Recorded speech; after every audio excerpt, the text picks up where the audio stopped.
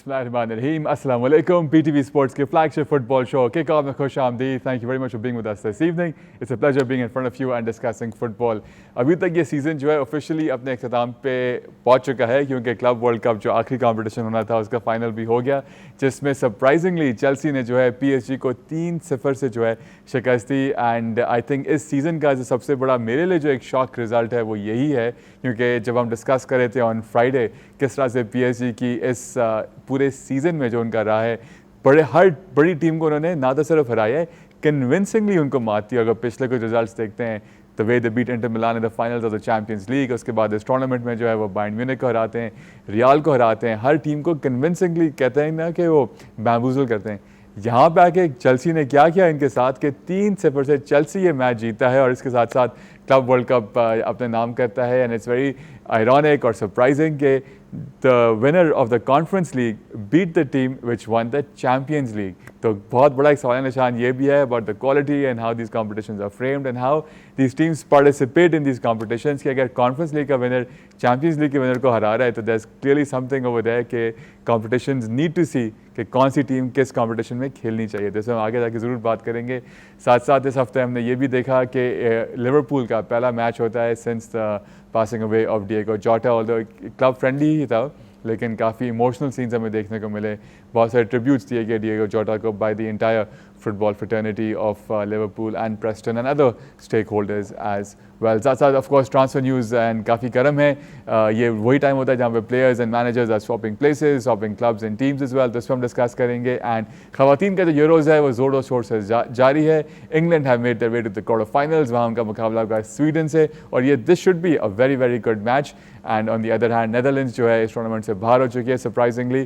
काफ़ी बुरा उनका कैंपेन रहा है. And France are through as well to the quarters. So lots to talk about in today's program. Let's get the show on the road and only one usual suspect is with us. लेकिन कहते ना एक उस्मान मलिक सब पे भारी. उस्मान कैसे हैं आप? ठीक हैं? बिल्कुल ठीक अल्तमश. और आप देख रहे हैं आज मैं चेल्सी को ट्रिब्यूट भी दे रहा हूँ, उन्हीं के कलर्स पहन के आया हूँ. और लतीफ़ होते और ऐसी चीज़ देख के तो शायद वो सीट से गिर जाते. देख लें बिल्कुल. आज मेरा ख्याल है कि आज फुटबॉल एनालिस्ट वाली बात करनी है हमने, फुटबॉल फैन वाली नहीं है. लेकिन थैंक गॉड फॉर दैट. लेकिन क्या बात है, पिछले फ्राइडे हम यही बात कर रहे थे. मैंने बल्कि आपको ये बोला था देयर इज नो चांस. जो मेरी समझ है फुटबॉल की मुझे नहीं लगता था, लेकिन what a tactical master class by Enzo Maresca first of all. And they just completely outclass, outmuscled. I mean कुछ सोच भी नहीं सकता था. First half was crazy. जरूर हम बात करेंगे लेकिन इनिशियल रिएक्शन था कि ये कैसे हो गया. Nobody expected this. I mean हम इस पर ज़रूर डिटेल में बात करेंगे, but it was very surprising क्योंकि 18-0 का एग्रीगेट स्कोर लाइन था पिछले 6 मैचेस के अंदर. और जिस तरह से हमने देखा कि PSG किस तरह से धो रही थी टीम्स को, teams like real Madrid, teams like Bayern Munich. एक इंसिडेंट ज़रूर हुआ, बोटाफोगो जो ब्राज़ीलियन क्लब है उन्होंने ज़रूर हराया था PSG को. गोल किया था जी हाँ. तो एक वो ज़रूर था, लेकिन ये इस इतने बड़े मैच के अंदर और जिस तरह से दे टर्न अप, कमाल ही हो गया बिल्कुल. और फिर हमने देखा बाद में मैच के बाद भी कुछ एंटिक्स ऐसे हुए, उस पर भी हम बात करेंगे. एंड देन ऑफ कोर्स जो अमेरिकन प्रेसिडेंट है वो बड़े लाइमलाइट में रहे और उनके हवाले से भी. But amazing. और अब 4 सालों के लिए चेल्सी जो है वो अपनी शर्ट्स भी बेचेगा एज अ वर्ल्ड चैंपियन, क्योंकि अब अगला world cup club world cup 2029 में होगा. और मैं ये समझता हूँ जो प्राइज मनी है 115 मिलियन US डॉलर्स का वो, और जो ट्रांसफर मार्केट के अंदर चेल्सी कर रहा है तो 200 मिलियन तो उन्होंने रिकूप कर लिया ऑलरेडी. और फिर जो उनकी जो बाइंग थी, जो पिछले हफ्ते जॉ पेड्रो आए हैं, उन्होंने जो कमाल दिखाया, 3 गोल उन्होंने पिछले 2 मैचेस के अंदर वो स्कोर किए. Amazing brilliant performance. और मुझे लगता है कि हमारे सारे अल्फाज जो भी हम कह रहे थे, स्पेशली आपके अंडरडॉग बिल्कुल हम थे. और I think it's an upset even जो है कई लोगों ने कहा, but rightly so the way they have played amazing. I think credit goes where it is due. इसी बात पे जरा इस मैच के हाइलाइट्स देख लेते हैं. Chelsea versus PSG in the finals of the club world cup. Chelsea winning by the scoreline of 3-0. Let's have a look at the highlights.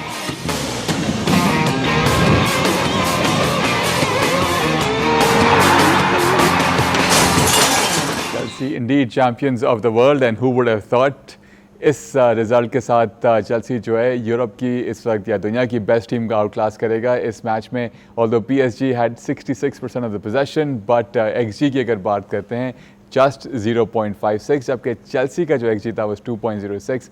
Shots on target की बात करते हैं, Chelsea had 6 shots on target compare to 5 of PSG। But Joao Pedro, what a signing है, जिस तरह से वो बिल्कुल ही had to land in this team and start playing, start performing. पिछले दोनों मैचेस में वो गोल स्कोर करते हैं, लेकिन कोल पामर 3 गोल इन्वॉल्वमेंट थी उनकी इस मैच में, 2 गोल खुद करते हैं एंड एक उनकी असिस्ट होती है। जबकि 2 दिन पहले वो हमें साइकिलिंग करते हुए नजर आए थे इन न्यूयॉर्क, बड़े आराम से जो है वो क्राउड में घुल मिल गए थे and the performance speaks for itself. And pretty much इन जो चैम्पियंस लीग का फाइनल था उसके बाद फर्स्ट टाइम हमें नज़र आया कि इस तरह से जो है PSG की जो डिफेंस है उसको ब्रीच किया गया और इतने आराम से जो है उनको खोल के रख दिया। इनफैक्ट और गोल भी हो सकते थे इस मैच के अंदर, एंड स्पेशली अगर हम एक और जो उनकी नई साइनिंग है लियाम डेलाप जो इप्सविच से अब यहाँ पर आए, वो उनका भी एक सेव था, अदरवाइज वो भी गोल हो सकता था। तो जितनी एक्सपेक्टेशंस थी और जो बातें थी सब कुछ उसके बरक्स हो गया। बिल्कुल। और आपने इप्सविच का नाम लिया है। पिछले जो प्रीमियर लीग सीज़न था उसमें सिर्फ 1 पॉइंट कलेक्ट किया है इप्सविच से चेल्सी ने, और ये वही चेल्सी है जिसका आपने बिल्कुल सही कहा कि कॉन्फ्रेंस लीग जीती। और हम ये बात कर रहे थे कि इतनी स्पेंडिंग के बाद 1.6 बिलियन के बाद सिर्फ कॉन्फ्रेंस लीग है, but now they have got club world cup for 4 years. जैसे टॉड बॉयली स्टेज पे स्माइल कर रहे थे और खुश हो रहे थे, all paid of all paid up. And अब तो शायद ये भी लग रहा है कि इनकी बड़ी ज़बरदस्त स्ट्रैटेजी थी ये जो उनकी ट्रांसफ़र मार्केट की भी, क्योंकि अब जो आगे वो प्लेयर्स भी बेच रहे हैं और फिर उसके बाद सारा टैलेंट उठा लेते हैं, फिर पैसे रिकूप कर लेते हैं, और फिर इतना लंबा सीज़न जो कॉन्फ्रेंस लीग का भी फाइनल खेल के फिर क्लब वर्ल्ड कप और इतने सारे मैचेस के अंदर वो जो हम बात कर रहे थे डबल डेकर या ट्रिपल डेकर बस की, तो वो भी काफ़ी अच्छी उसकी यूटिलाइजेशन हुई है। और फिर टूर्नामेंट के बीच में जो प्लेयर्स उठाए हैं phenomenal, I mean this no doubt. और कोल पामर के क्या कहने हैं, उनको कहते भी कोल्ड पामर हैं बिकॉज ऑफ कोर्स इतना वो कूल तरीके से खेलते हैं, कोई आपको एफर्ट ऐसा नज़र नहीं आएगी, but right time right moment पे वो होते हैं। बट यहाँ पे ज़रूर एक सरप्राइज़ दिया चेल्सी ने PSG को, जो टैक्टिकल चेंजेस की कमाल की रीस जेम्स को मिडफील्ड के अंदर डिप्यूट किया गया, और जिस तरीके से जो राइट विंग है गुस्तो और कोल पामर का जो कनेक्शन बिल्ड किया, क्योंकि PSG जो है वो ट्रांजिशन प्ले के अंदर आई think it's the best team, और वो किसी टीम को from the very first minute जो है वो बिल्कुल काबू करके रखते हैं। तो वहाँ जिस तरह की प्रेसिंग, जिस तरह की रोटेशन अपनी टीम के अंदर, यानी कि आप ये अंदाज़ा लगाएं कि नेटो जो हैं वो लेफ्ट बैक पे जाके डिफेंड कर रहे हैं, ट्रैक बैक कर रहे हैं, और गुस्तो अटैक में हमें नज़र आ रहे हैं। और क्या रोटेशन थी, यानी कि फर्स्ट सेकंड थर्ड जो टियर है वहाँ पे प्रेसिंग इतनी ज़बरदस्त, क्या इंटरसेप्शंस किए हैं, किस तरीके से जो है, और फिर डिफेंस के अंदर जो लीडरशिप देखने को मिली है, कॉलवेल किस तरह से इम्प्रूव किए हैं, साथ में जो है चलाबा जो उन दोनों की एक अंडरस्टैंडिंग थी, एक पार्टनरशिप थी, that was phenomenal. I mean, from the word जो go. गोलकीपर है सैंचेज 6 सेव्स थे उनके इस मैच में, of course you have to give credit to him as well. That was the only weak link we were discussing, but no, he was actually a man of the match in this match. जिस तरह से उन्होंने save किए Dembélé के, और जो उनकी performance और the way he was playing from the back, that was phenomenal. हम अगर मैच की शुरुआत में बात करें तो 8वें मिनट पे कोल पामर को जो है बेहतरीन मौका मिलता है, वो उस वक्त उसको जो है वो कन्वर्ट नहीं कर पाते, लेकिन फिर उसके बाद जैसे हमने कहा कि नूनो मेंडेस का शायद पता ही ना चलता अगर चेल्सी ना टकराती उनसे, क्योंकि नूनो मेंडेस तो किसी को जो है वो ऑफेंसिव लाइन पे आने ही नहीं देते थे, और यहाँ पे बिल्कुल कोल पामर और गुस्तो ने जिस तरीके से उनको तंग किया है, और फिर उसके बाद जो है वो हमें नजर आया 22वें मिनट में क्या बेहतरीन एक कूल फिनिश करते हैं कोल पामर। उसी तरीका बिल्कुल आइडेंटिकल गोल 30वें मिनट के अंदर मौका मिलता है, और जो है वो विटिनिया को जिस तरह से वो डमी करके और फिर आगे वो प्लस हमने ये भी देखा कि PSG की जब बेस्ट डिफेंस लाइन उनके पास नहीं होती तो वो स्ट्रगल करते हैं। इस मैच में देख लें, पाचो नहीं थे, हर्नांडेस नहीं थे, और किस तरह से बिल्कुल खोल के रख दिया चेल्सी ने जो उनकी बैक लाइन है।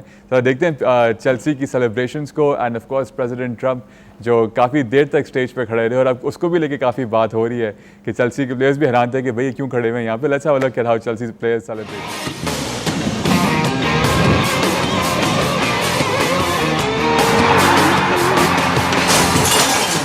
Freed from desire, I think ये ग्लोबल एंथम बन चुका है तमाम फुटबॉलर्स के लिए। एंड इवन हमने रिसेंटली देखा जब पाकिस्तान टीम ने अपना मैच जीता ख़वातीन की, वो भी ये गाना गा रहे थे। And for the first time we also saw in this tournament half time show in football.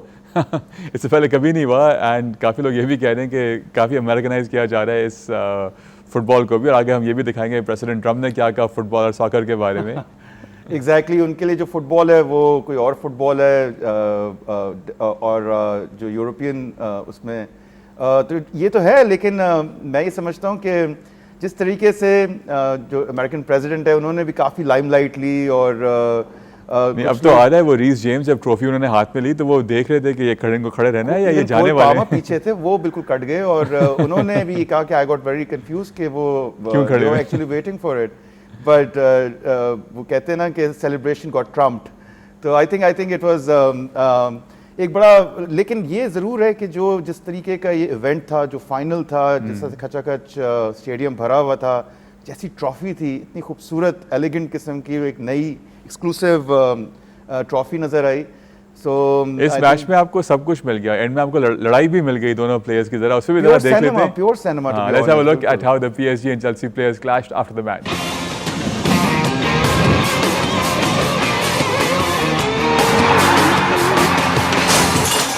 Okay, ये थे we saw that what happened with the players between PSG and Chelsea. Usually we see Donnarumma जो है and even Luis Enrique, इस तरह से हमने उनको कभी नहीं देखा जितना वो इस मैच के बाद animated थे. I think the tensions and the fact that they had lost got the better of them. I think he got the biggest shock of his life. I think he was also not expecting, जिस तरह से team की तैयारी थी, लेकिन ये होता है कि फाइनल में कोई भी टीम जीत सकती है, और इसका आगाज़ इस तरह से हुआ कि इतनी फ्रस्ट्रेशन थी, जो टैक्टिकल चेंजेस थी, नेवस ने जिस तरह से बाल खींचे कुकुरेला के, और वो इंसिडेंट जिन पर उसको रेड कार्ड मिला, और फिर वो बॉयल अप होता और जिस तरीके से चेल्सी ने तंग किया हुआ था PSG को, कोई जवाब नहीं मिल पा रहा था, एक फ्रस्ट्रेशन पॉप अप करती है। और मेरे हिसाब से आई think it's bit disgraceful PSG की तरफ से, ऐसा नहीं होना चाहिए था, क्योंकि एक डिजर्विंगली विनिंग टीम है, बेस्ट टीम थी, दे वर सेकंड बेस्ट PSG, कोई मौका ही नहीं था। और फिर उसके बाद लुइस एनरिके ने जो है वो एक फिजिकल तरीके से जो पेड्रो को कोई लोग कहते हैं कि पंच किया, कोई कहते हैं कि थप्पड़ मारा, तो आई थिंक ये चीज़ नहीं होनी चाहिए थी। उसने पूरे मैच को जो है वो फीका कर दिया। बट एंजो मैरेस्का, जिस तरह से उनकी बॉडी लैंग्वेज थी, जिस तरह से वो डोनारूमा को डील कर रहे थे और प्लेयर्स को वो कर रहे थे, तो यही फ़र्क नज़र आता है मैनेजर की, दोनों मैनेजर्स की। It is a story of the evening. अगर हम देखें फ्रॉम द वर्ड गो, जैसे मैच स्टार्ट हुआ, एंजो मैरेस्का कैसे थे और लुइस एनरिके किस तरह से फ्रस्ट्रेट होते होते आखिर में हमें फिर ये सीन्स भी देखने को मिले। बिल्कुल सही। और इसी बात पर सुनते हैं कि एंजो मैरेस्का का क्या कहना था इस मैच के बाद।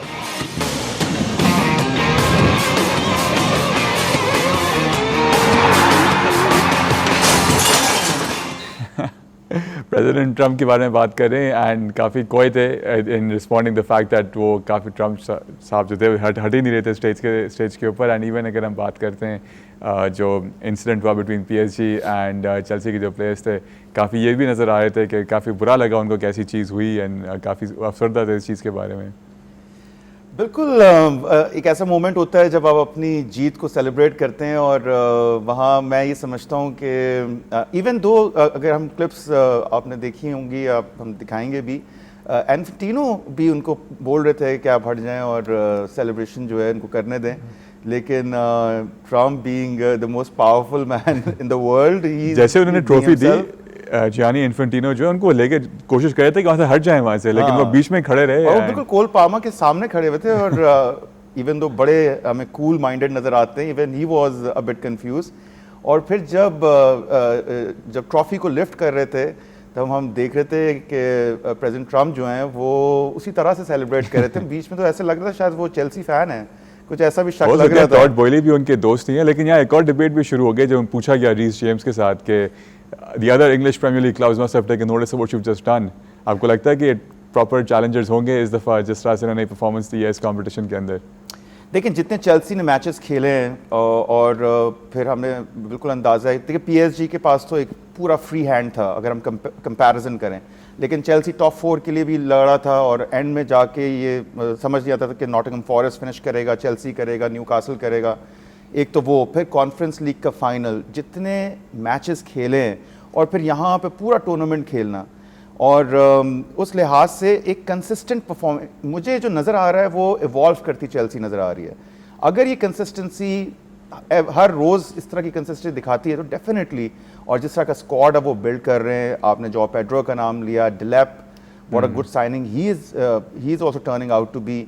और हमने देखा है जो उनकी मिडफील्ड है, और जितने प्लेयर्स उनके पास हैं उस लिहाज से, और एंजो की जो हमें ट्रांसफॉर्मेशन, एक ट्रांजिशन, एक फेज़ गुजारते हुए जो नज़र आ रहा है और टीम के अंदर बेहतरी नज़र आ रही है, you never know, Chelsea could be there to actually challenge against the likes of Liverpool or Arsenal or Manchester City, but ये वक्त बताएगा। लेकिन इस मैच के अंदर जो ब्लॉकबस्टर परफॉर्मेंस दी है और जिस तरह का वो खेले, अगर इस तरह से खेलते रहे तो शायद ये मानना पड़ेगा और भी ज़्यादा जो है वो इंटरेस्टिंग होगा। बिल्कुल ठीक है। और इसी बात पे let's have listen into what president Trump had to say about football and soccer.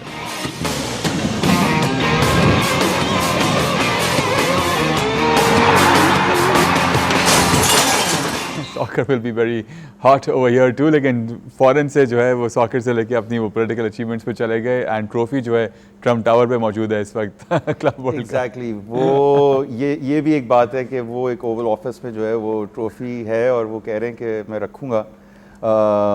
तो he is being very flamboyant, हमें पता ही है। लेकिन एक चीज़ है जो आगे रिपोर्टर ने सवाल किया कि who do you think is the GOAT, इस पे उन्होंने जो है, हम एक्सपेक्ट करते हैं मेसी, रोनाल्डो या even for that matter Maradona, लेकिन उन्होंने पहले का नाम लिया।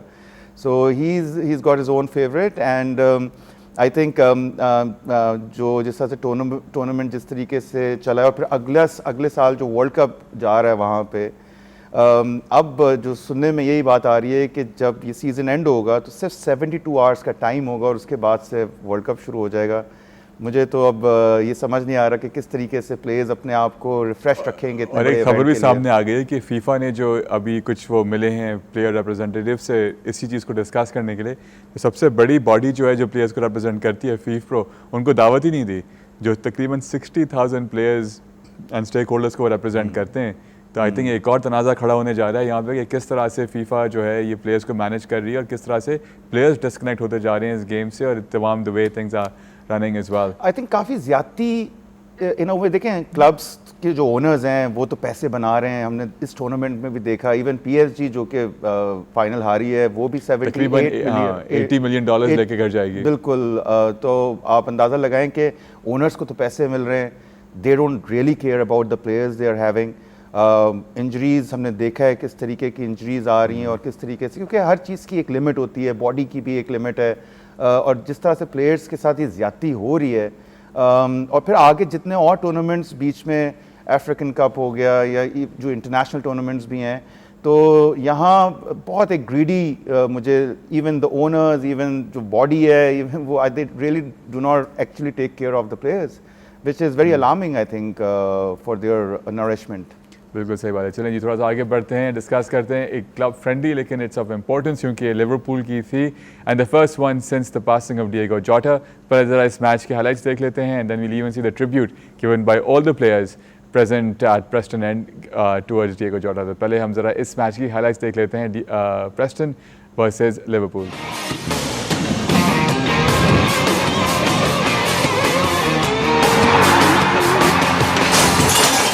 3-1 के स्कोर लाइन से जो है लिवरपूल ये मैच जीतता है and this match was obviously about like starting the pre season and also much about Diego Jota as well and Nunes score करते हैं, लेट्स होप अगर वो ठहरते हैं लिवरपूल के साथ इस तरह से वो और भी स्कोर करते रहें, गिवन द फैक्ट कि यूजुअली जो है वो काफ़ी क्रिटिसिज्म का उनको सामना करना पड़ता है। और यहाँ पे फिर हम ब्रैडली की भी गोल देखते हैं। कीज़ा अभी तक लिवरपूल के साथ हैं, क्या कोई इन्फॉर्मेशन है आपके पास, वो रहने वाले हैं, जाने वाले हैं क्या? बिल्कुल, एक तो ये जो मैच था ये बड़ा एक इमोशनल मैच था, और प्रेस्टन नॉर्थ एंड जिस तरीके से उन लोगों ने भी ट्रिब्यूट पेश किया, और इवन लिवरपूल के प्लेयर्स की बॉडी लैंग्वेज भी आप देख सकते हैं कि एक टीम प्लेयर, एक उनका कोलीग जो है वो इस दुनिया का हिस्सा नहीं है, जिसने जो एक बड़ा एक सक्सेस के अंदर पार्ट था। तो एक बड़ा मुश्किल मैच था टीम के साथ। रहा सवाल ये कि आपने नूनेस की बात की, रूमर्स तो हैं 47 मिलियन की कुछ बात हो रही है नेपोली के साथ, लेकिन लोग ये भी कह रहे हैं कि अब चूंकि उन्होंने बाल कटवा लिए हैं तो अब हो सकता है उनके जो स्कोरिंग बूट्स हैं वो वापस आ गए हों, और राइटली सो बड़े एक अच्छे प्रॉस्पेक्ट तो नज़र आता है। तो लेकिन जो र्यूमर्स इसी तरह के हैं कि वो भी शायद हिस्सा नहीं होंगे। किएज़ा उतना फर्स्ट टीम में चांस नहीं मिल रहा है, उसकी वजह से उनकी इटालियन जो है वो पोजीशन टीम के अंदर, वो भी अगले साल वर्ल्ड कप है, तो उनके भी जाने के चांसेस तो हैं। बट अगर हम इस मैच की बात करते हैं तो ठीक है, जो आगाज़ हुआ हमने देखा ब्रैडली की तरफ से सबोस्लाई की असिस्ट थी, पहला गोल आता है, उसके बाद नूनेज एक एरर से जो वो गोल स्कोर करते हैं, और जो तीसरा गोल था वो गैप्को करते हैं। And I think every goal was dedicated to Diogo Jota and his family and his brother. Of course, he also lost his life. और जिस तरीके से मैं तारीफ़ करूँगा प्रेस्टन नॉर्थ एंड के जो फैंस हैं, उन्होंने जिस तरह से ट्रिब्यूट दिया, जिस तरह से You'll Never Walk Alone they were singing, it was just goosebumps. And I देख लेते हैं कि ट्रिब्यूट किस तरह से डिएगो जोटा का जो ट्रिब्यूट दिया गया इस स्टेडियम के ऊपर।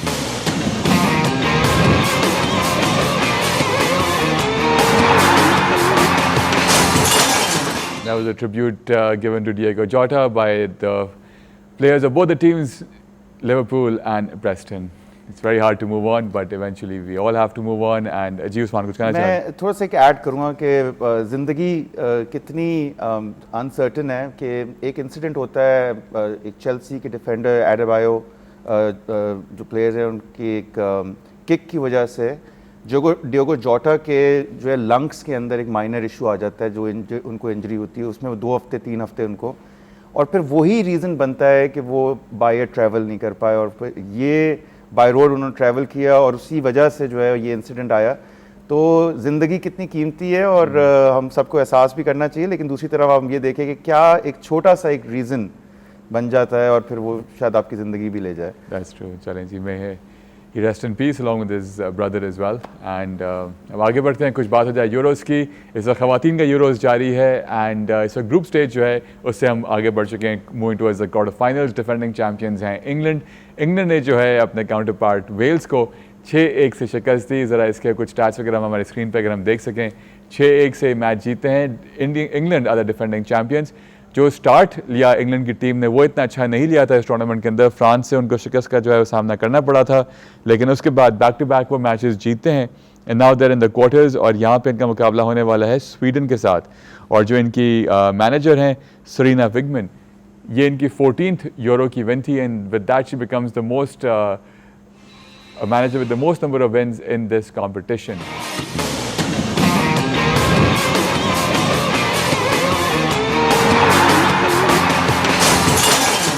Leading at one point to end up losing 5-2 के score line के साथ, the Dutch have had a torrid Euros and very unbecoming of them क्योंकि that's a pretty decent team and ये वही टीम है जिसने पिछले वर्ल्ड कप के जो है उन्होंने फाइनल भी खेले, लेकिन यहाँ पे जो है अब इस टूर्नामेंट से वो बाहर हो चुके हैं। they've lost pretty much every match so far and France जो है पिछले सेकंड हाफ के अंदर 6 मिनट के अंदर वो 3 गोल करते हैं, 5-2 से वो जीतते हैं। और अब इनका मुकाबला होगा जर्मनी से और इंग्लैंड का मुकाबला होगा स्वीडन से। स्वीडन बहुत ही स्ट्रॉन्ग टीम है इस वक्त इस यूरोज़ के अंदर, उन्होंने जर्मनी का आउट क्लास किया, उन्होंने पोलैंड का आउट क्लास किया एंड अभी से वॉर ऑफ वर्ड शुरू हो चुका है इंग्लैंड और स्वीडन के जाने से। काफ़ी ये भी इंटरेस्टिंग टूर्नामेंट चल रहा है। जी उस्मान। बिल्कुल, और बहुत हाई स्कोरिंग दोनों मैचेस थे। इंग्लैंड ने 6 गोल स्कोर किए और वेल्स ने सिर्फ 1 ही। रूसो और इवन रीस जेम्स की जो सिस्टर हैं वो भी राइट फ्लैंक पे खेल रही थी। तो यहाँ तो एक डोमिनेटिंग परफॉर्मेंस ज़रूर आई है इंग्लैंड की तरफ से, लेकिन आगे जैसे आपने बताया against Sweden it's not gonna be easy for them. और दूसरी तरफ ये ग्रुप भी बड़ा एक तरह से मुश्किल ग्रुप, बहुत ही मुश्किल ग्रुप था, group of death, group D. बिल्कुल, ग्रुप ऑफ डेथ। और नीदरलैंड जिस तरह का ग्रुप था उस हिसाब से मैं समझता हूँ सही उन्होंने अपनी पोजीशन पे फिनिश किया है। फ्रांस बहुत डोमिनेटिंग था और हमने इस मैच में भी देखा, इवन दो नीदरलैंड की टीम ने जो है वो पहले स्कोर करके और जो है वो इवन चल रहा था, लेकिन फिर 3 मिनट के अंदर 3 गोल जो 6 मिनट जो ड्यूरेशन के अंदर स्कोर हुए हैं उसने बिल्कुल ही गेम उनके हाथ से निकाल लिया। अब आगे देखते हैं, ये दोनों टीम्स इस ग्रुप के अंदर हैं तो स्ट्रॉन्ग, लेकिन इनका मुकाबला भी उतनी मुश्किल टीम के साथ है, स्वीडन और जर्मनी। बिल्कुल सही। और हम जब बात करें ख़वातीन फुटबॉल की तो of course we have talk about our Pakistan women's football team as well, जिन्होंने 2 हफ्ते पहले जो AFC क्वालिफाई खेला उसमें 3 में से 2 मैचेस जीते एंड काफ़ी नए प्लेयर्स इस टीम का हिस्सा थी जो बिल्कुल उभर के सामने आई and they caught the imagination of a lot of Pakistani football fans and sports lovers overall and उनमें से एक नाम है लैला बनारस का, जिसका हमने एक बड़ा अच्छा इंटरव्यू किया एंड वी आर अगेन बहुत सारी रिक्वेस्ट के ऊपर हम एक दफ़ा फिर आपके साथ शेयर करेंगे our chat with Laila Banaras, the midfield engine of the Pakistan women's national team. Let's have a look. Welcome, Laila. Thank you so much for making time for us. Hope you've been well. Walaikum salam. Yeah, I've been really good, thank you.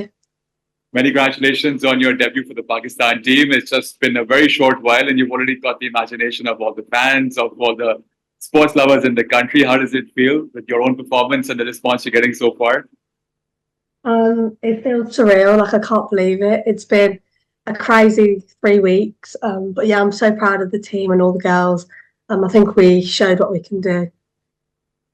Great stuff. Could you please tell us when the first call for the Pakistan team came? How did that make you feel and your family, and how was the whole process? How did you respond to it?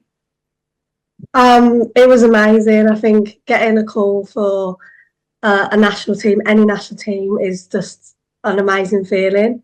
And obviously my dad was really proud. My whole family was really proud, and it was just an amazing moment. And when I got my passport and found out I was registered to come, it was an amazing feeling. Great stuff. And since it's only been a short while since you've joined, but watching you play in this team and fit in this system, it just seemed very seamless.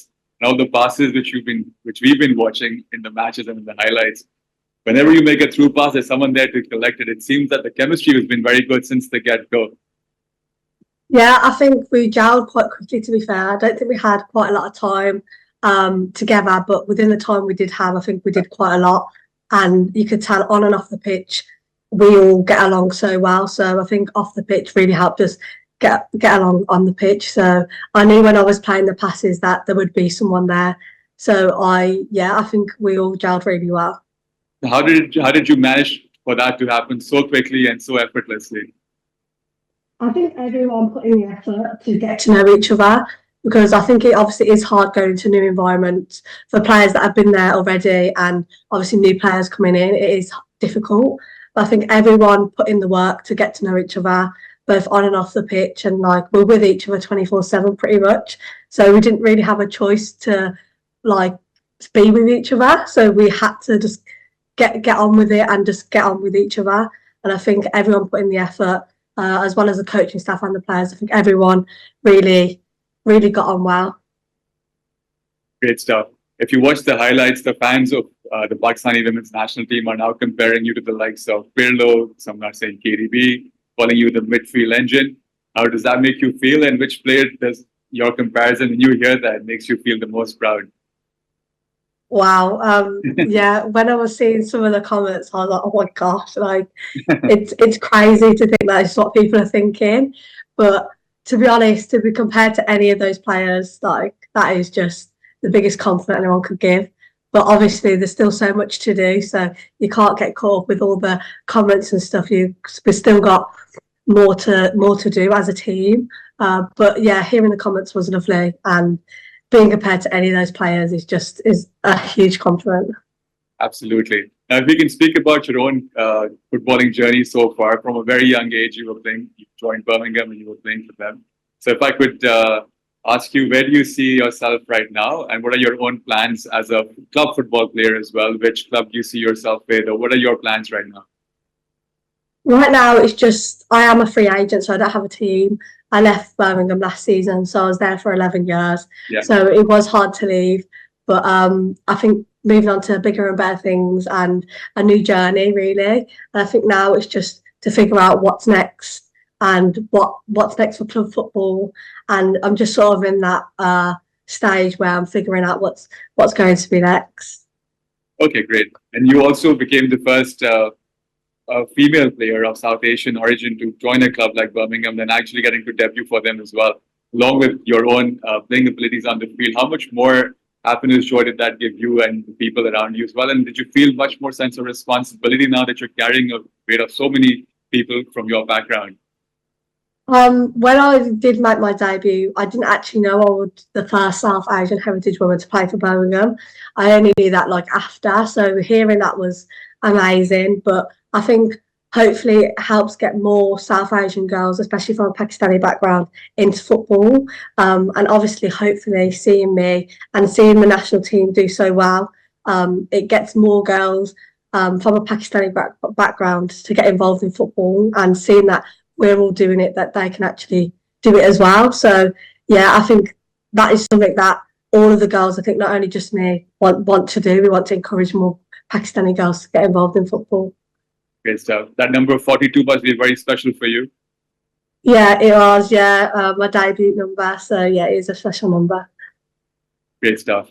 And I also read about some of the stuff you've been doing. An interview I think you gave to a journalist at Sky regarding helping other Muslim athletes with their nutrition and their diet plan during Ramzan. Could you tell us more about such initiatives which you're currently undertaking or which you have been part of and involved in?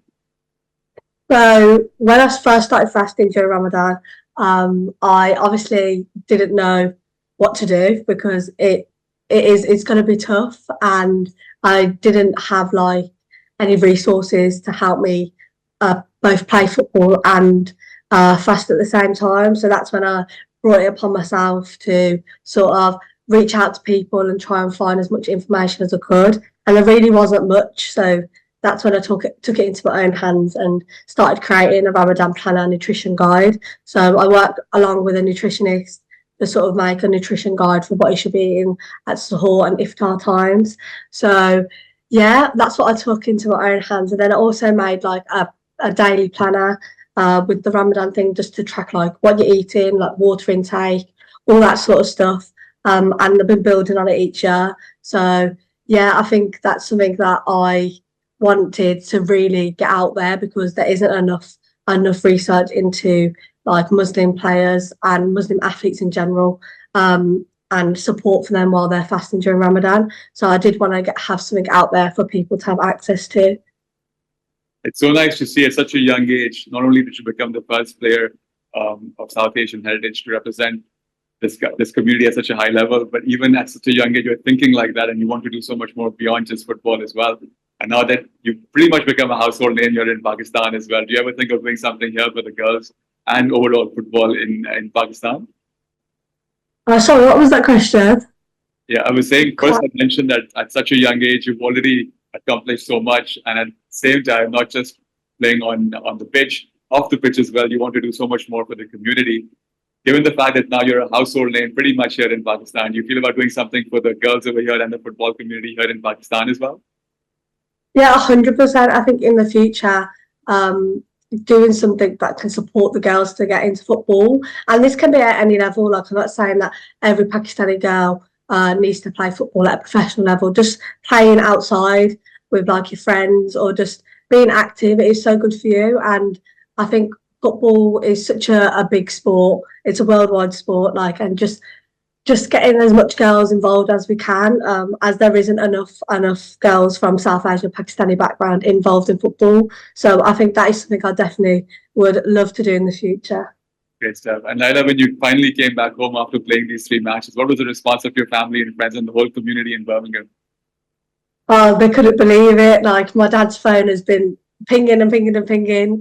People congratulating me. My family, yeah, it's been surreal. Like, I'd never imagined I'd get like this response, and it's been so nice and to see, and yeah, it's been lovely. Well, we wish you the very best of luck going forward, to you and your entire team, and congratulations to your family as well, because I'm sure they played a big part in your journey. Very lastly, Laila, I'd like to ask you, there's a picture of you wearing your headphones going towards the stadium and entering the match. So what song was Laila be listening to before that, and what's usually on your Spotify list? You know, before a game, I do actually listen to the Quran. I was listening to Surah Al-Rahman then. I listen to that before the game all the time. I think it's just like a pre-game ritual. But after that, we usually there's a team DJ in the dressing room, and we play a mixture of songs. I think it was Maz, Maria, and Rams. Them 3 are the main 3 that sort of switch up the music and stuff. And sometimes Nisha. So it's a mixture of people, different music tastes. Great stuff. Well, Ella, thank you so much for making time for us. And once again, it's been a pleasure speaking to you. All the best to you and the team for your future endeavors. Thank you so much. Thank you. Thank you very much. ये थी Pakistan team की midfield engine Lala Banaras and हमारी पूरी कोशिश है कि हमारे आने वाले शोज़ में और भी जो प्लेयर्स हैं पाकिस्तान वुमेंस टीम के और मेंस टीम के उनको जो है आपके साथ उनके अच्छे इंटरव्यूज़ लाएं ताकि they also become household names and we discuss more and more of Pakistan football on this programme. On that note आपसे हम लेंगे इजाज़त. Thank you so much for being with us. Usman आपका भी बहुत शुक्रिया. My pleasure and hope to see you again soon as well. Till then we meet again. Take care. Good night and अल्लाह हाफिज़ फॉर नाउ.